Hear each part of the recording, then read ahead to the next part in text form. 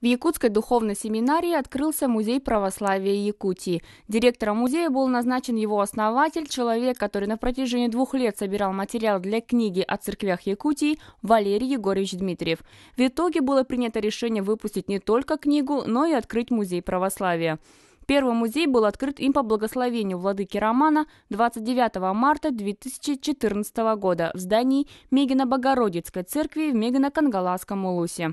Задача открытия музеев в деревнях, будем так говорить, преследует 2 цели. Первое, это, безусловно, чтобы народ знал, особенно подрастающее поколение. Второе, так сказать, незаметное, но очень важный на сегодняшний день вопрос – это сохранение самого здания.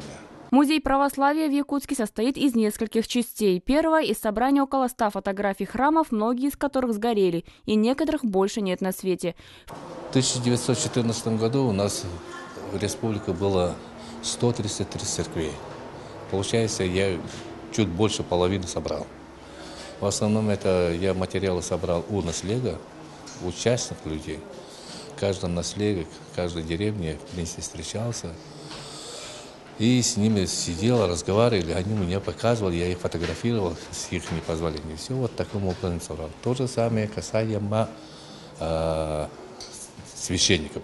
Вторая часть первой зала музея посвящена старинным экспонатам, найденным во время экспедиции. Это иконы середины XVIII века, сделанные якутскими мастерами, богослужебные книги на якутском языке, изданные до 1917 года, нательные кресты, найденные поисковиками-любителями в окрестностях Якутска.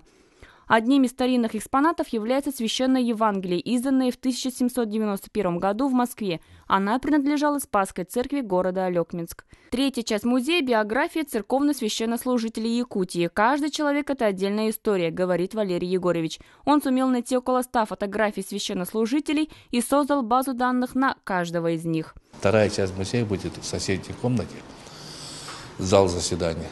Там будет уже стоять история, многому будет написано, будет и владыки, которые служили в нашей республике, все фотографии, все их истории, их, так сказать, материалы, экспонаты, все будет там.